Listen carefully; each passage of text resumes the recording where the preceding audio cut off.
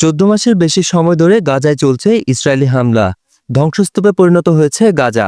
কয়েক দফায় যুদ্ধবিরতির চেষ্টা করলেও কাজ হয়নি, কারণ ছিল হামাসে ইসরায়েলের দেয়া নানা শর্ত। বর্তমান প্রেসিডেন্ট জো বাইডেনের বিদায়ের আগে সজাগ হয়েছে যুক্তরাষ্ট্র।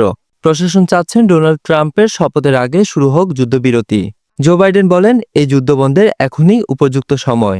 আমরা চাই ফিলিস্তিনের মানুষ শান্তিতে বসবাস করুক, পাশাপাশি ইসরায়েলেরও নিজেদের ভালো রাখার অধিকার আছে। জিম্মিদের পরিবারদেরও আর বেশি দিন অপেক্ষায় রাখা ঠিক হবে না। এ বিষয়ে মঙ্গলবার কাতারের দোহায় চূড়ান্ত পর্যায়ে বসে হামাস ও ইসরায়েলের প্রতিনিধিরা। জানা যায়, যুদ্ধবিরতি চুক্তি আর বেশি দূরে নয়। এর মধ্যে দুই প্রখ্যাত প্রতিনিধির কাছে পৌঁছেছে যুদ্ধবিরতির প্রস্তাবের চূড়ান্ত খসড়া। 2023-এর অক্টোবরে ইসরায়েলের ভূখণ্ডে হামাসের সেনারা নজিরবিহীনের পথ থেকে চালাচ্ছে যুদ্ধ। এ লড়াইয়ে হামাসরা নিয়েছে ইসমাইল হানিয়া, ইয়াহিয়া সিনোয়ারের মতো লড়াকু নেতাদের। আকাশ বড়ুয়া, চট্টগ্রাম পোস্ট।